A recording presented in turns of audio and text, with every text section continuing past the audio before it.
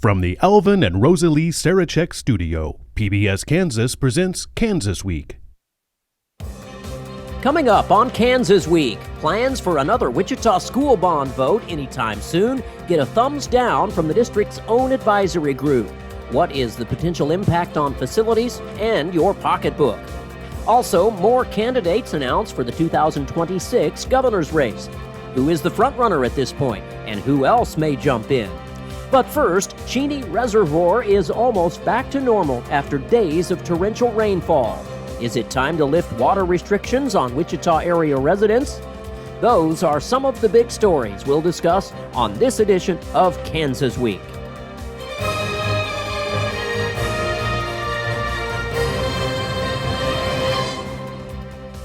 Hello and welcome to Kansas Week. I'm Jared Cerullo. Heavy rainfall this month has led to staggering turnaround for Cheney Reservoir. After dipping to record low levels, Wichita's primary water source is nearly back to normal.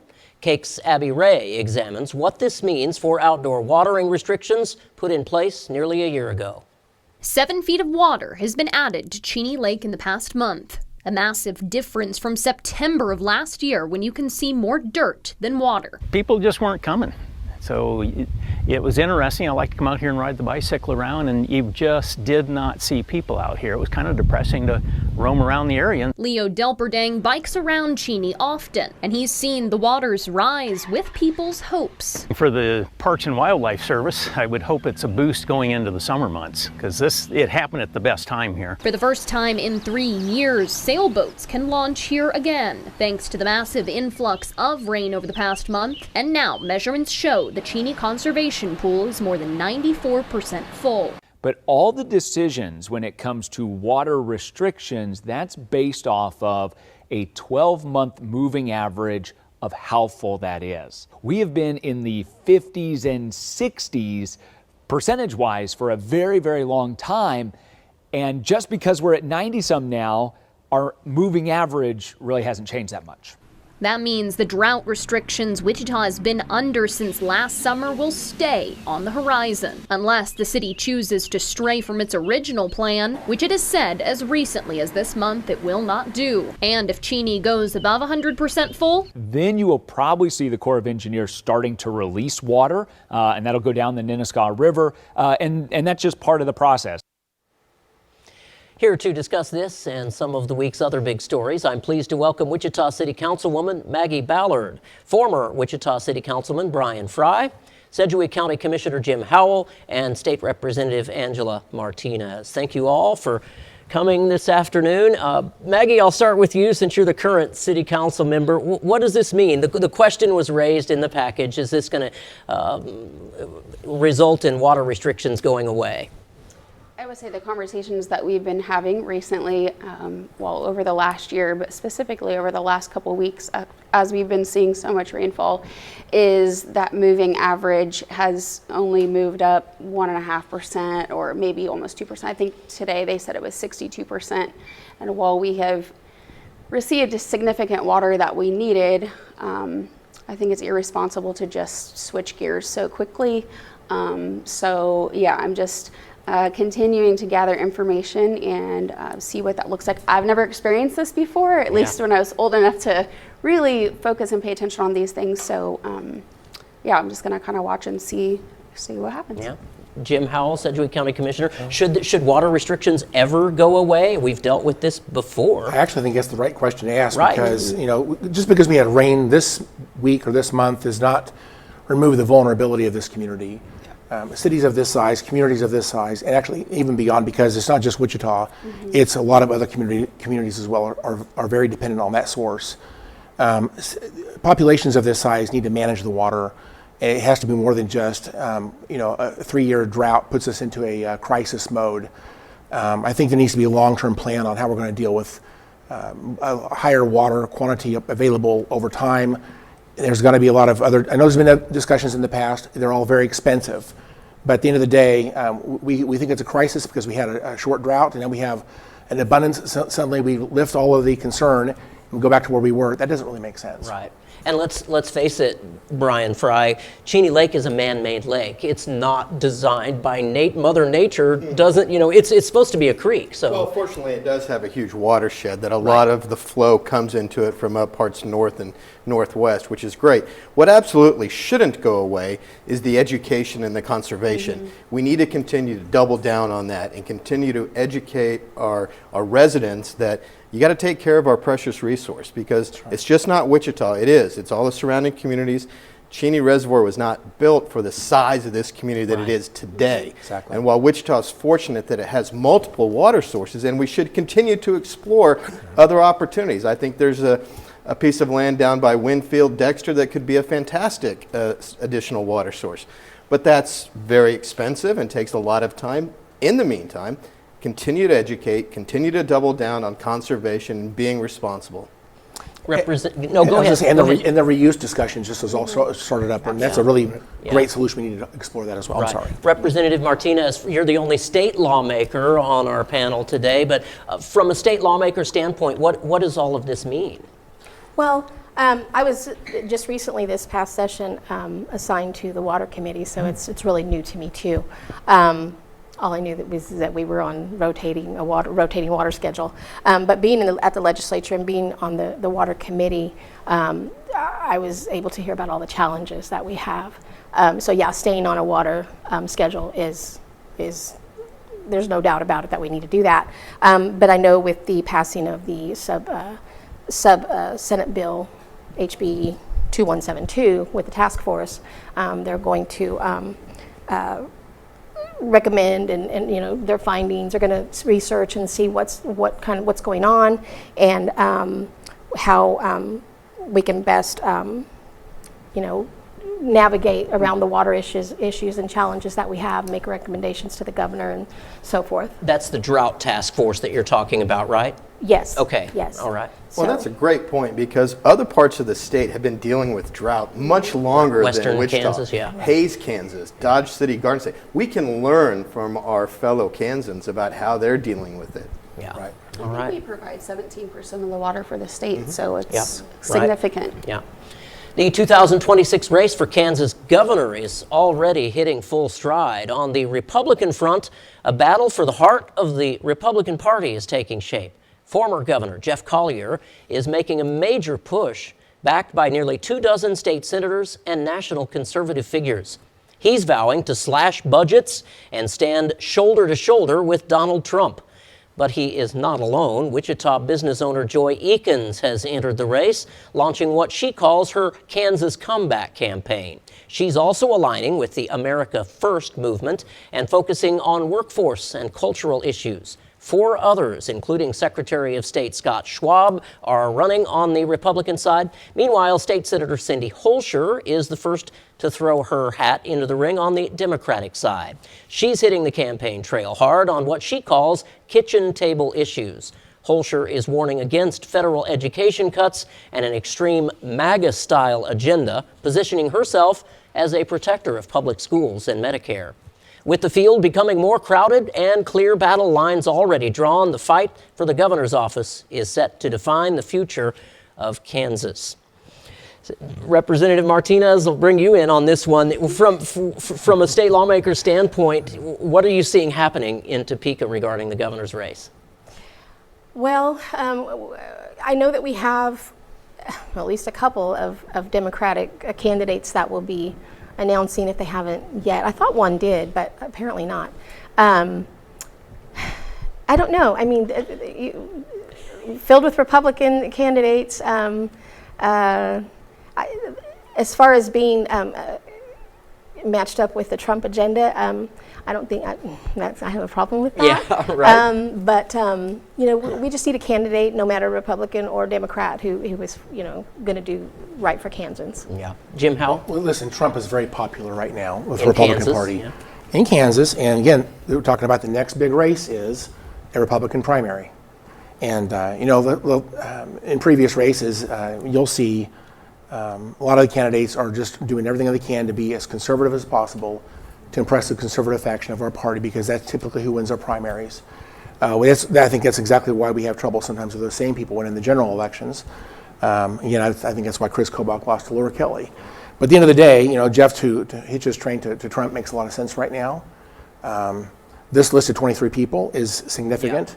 I have to tell you that this is actually a very impressive list. I'm surprised he got that much support so early. So the state Republican Party issued a news release here within the last couple of days that had a list of 23 senators who have endorsed Jeff Collier.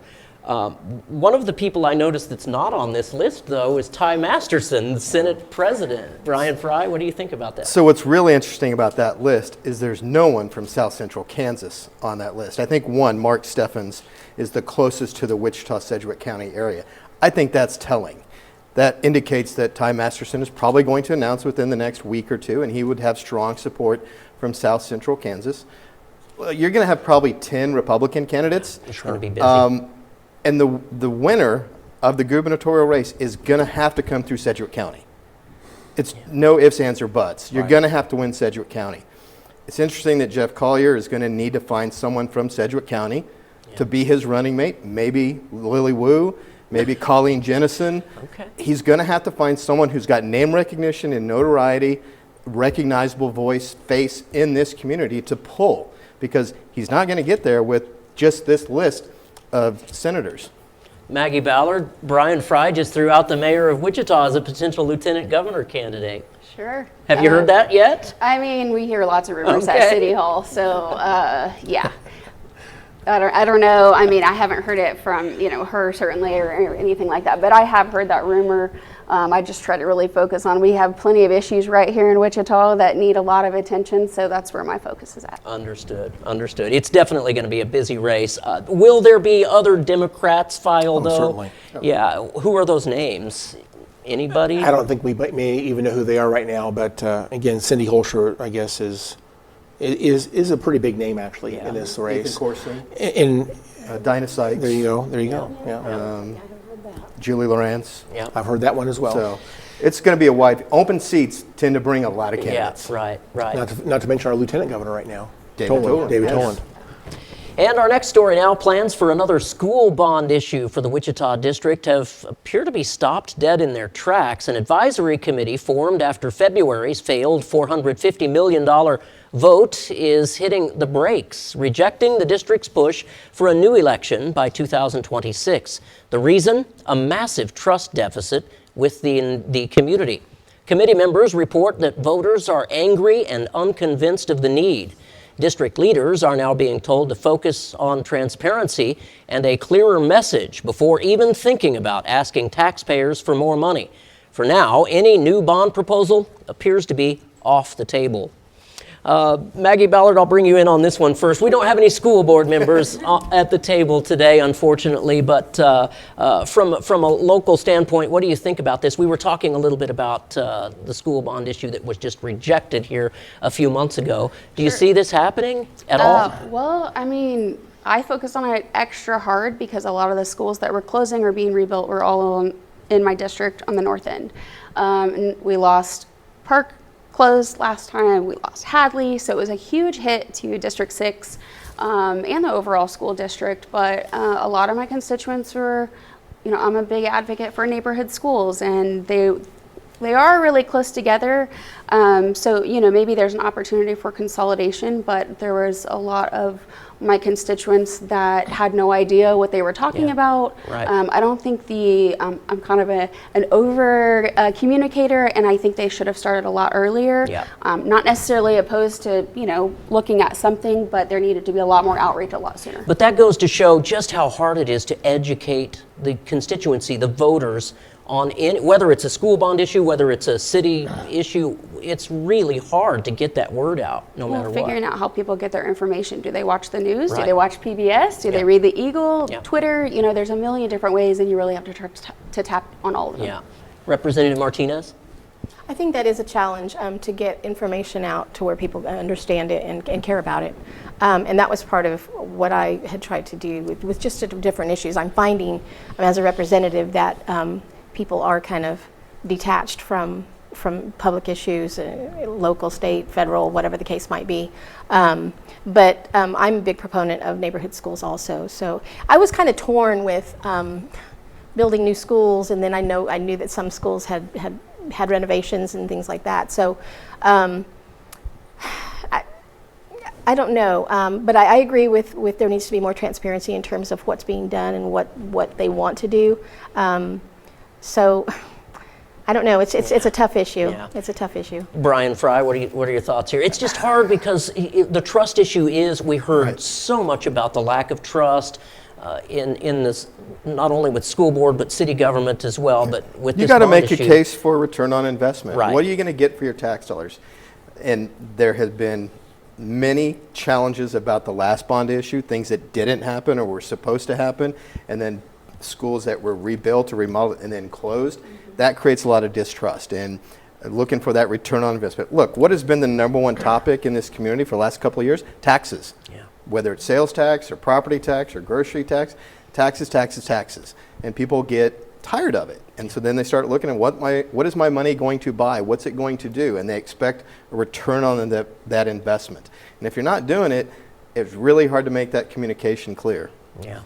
Jim Well, Howell. we actually have, I think people would say we have 3 members of our 7-member school board are pretty conservative, and Kelly Bellafield, in my opinion, has been the most conservative and best school superintendent Wichita has ever seen. Yes. And I do think there's some configuration challenges of our school system, and closing some schools and creating some schools I think is necessary, and bonds are how we do that.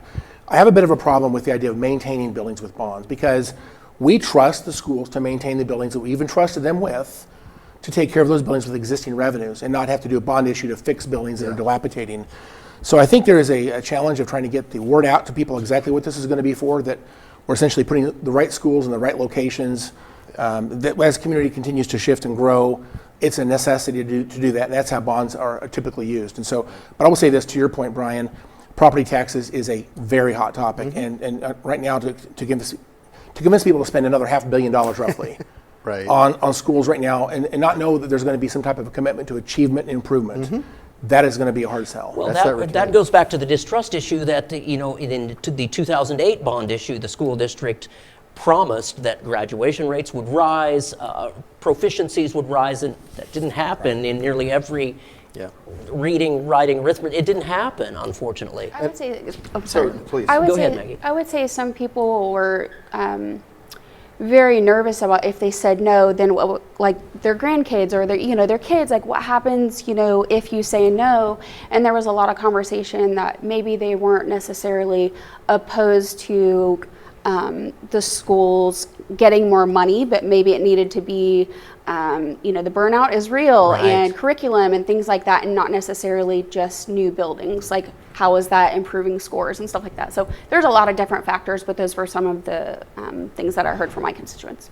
And I will just add, piggyback on what Commissioner Howell said. Kelly Bellafield is doing a fantastic job, and I think if anyone can lead us through this transition and continue to focus on future-ready centers and making sure that we're developing the students for tomorrow, he's the guy that can do that.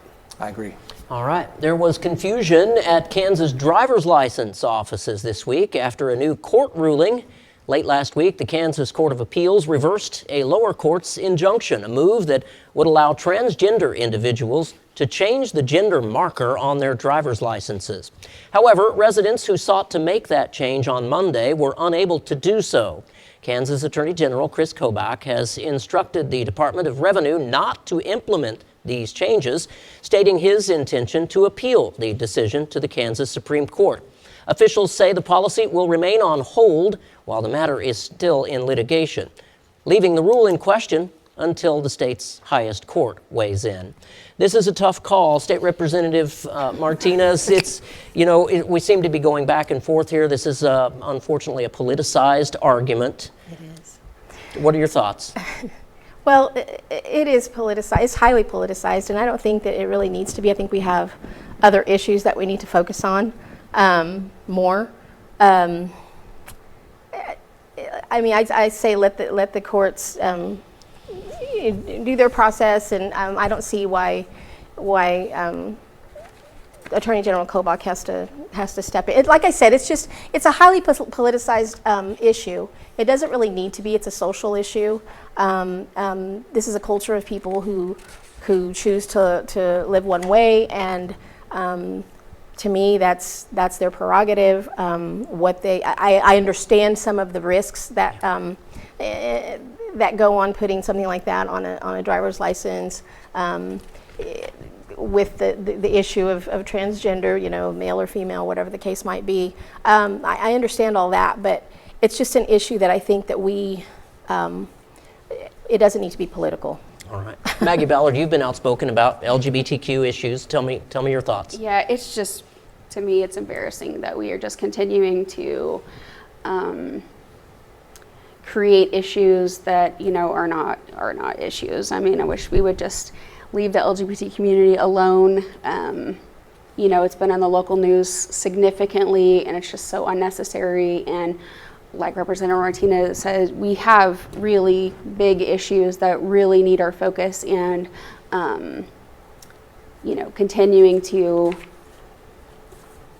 point out this specific community is just really sad. Commissioner Howell, do you agree, disagree? It's interesting. Maybe I don't really understand the whole point here, because one of the comments that Kobach made was that gender and sex are basically the same terms, and I think that's really been the debate in this country. Sex tends to talk about an adjective to describe your genitalia, if you will. It's male or female, and gender is a lot of other things. It could be feminine and masculine and all kinds of other things. And so the debate has. I guess I'm surprised that when he made the argument that they're interchangeable, I kind of didn't think that's where he was going to go. He made the case that police have trouble identifying someone. There's a description of someone: their weight, their height, their hair color, their eye color, and their sex on the driver's license. And it's a way they can identify. Basically, this is reasonably the person who's showing me their ID right now.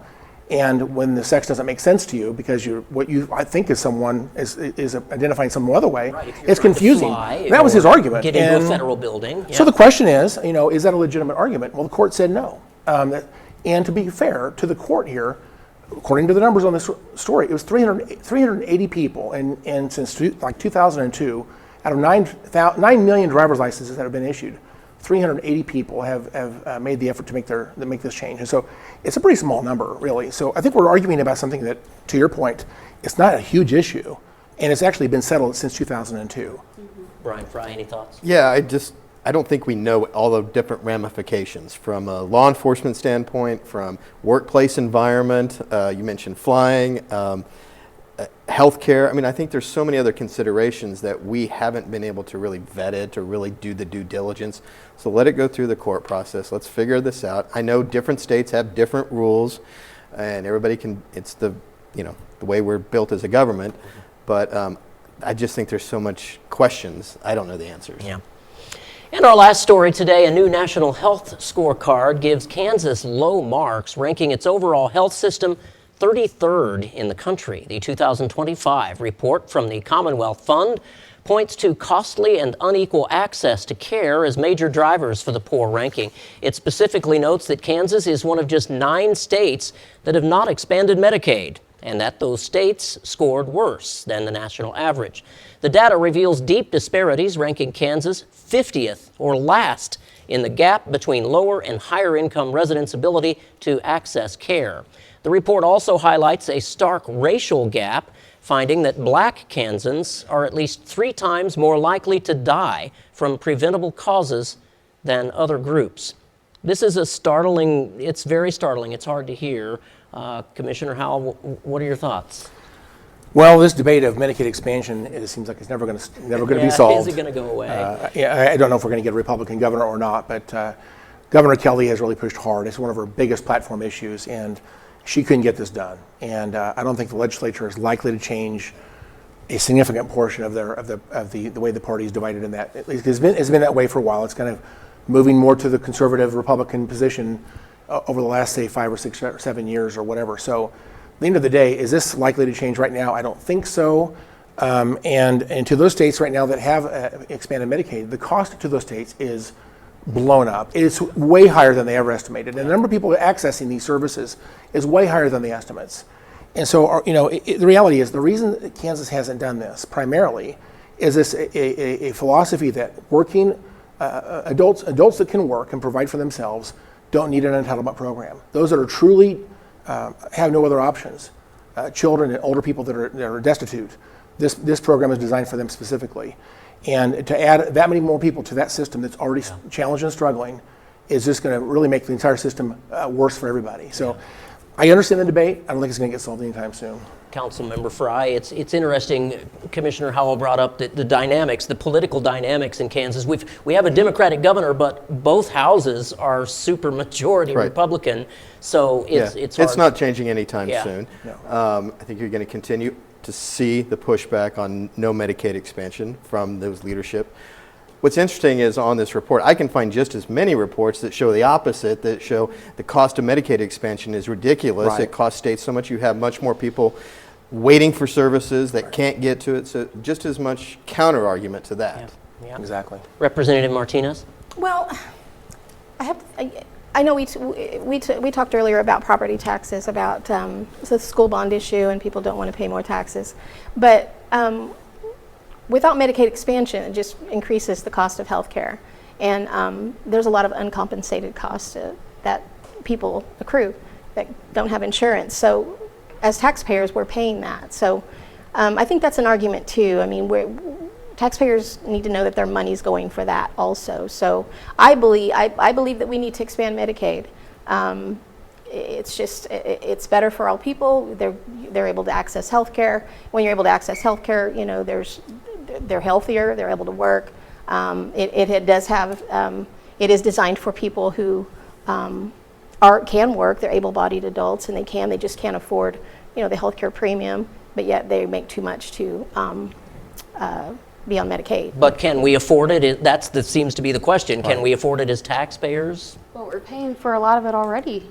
I mean, there's people use the ER as a revolving door, or use EMS for transportation, or, I mean, you guys all know about the high utilizer report. 500, you know, some people cost us $50-some million. I mean, why can we never get in front of anything and be on the prevention side so that maybe we don't get to that point? So I'm a big advocate for Medicaid expansion. I think it's a huge missed opportunity for our residents and our state. All right. That's going to be the end of it. That's a wrap for this week. Thank you so much to Maggie Ballard, Brian Fry, Jim Howell, and Angela Martinez for coming in today and their thoughts and analysis. Also, thanks to Cake and KSN for sharing their videos with us. I'm Jared Cerullo. We'll see you next week.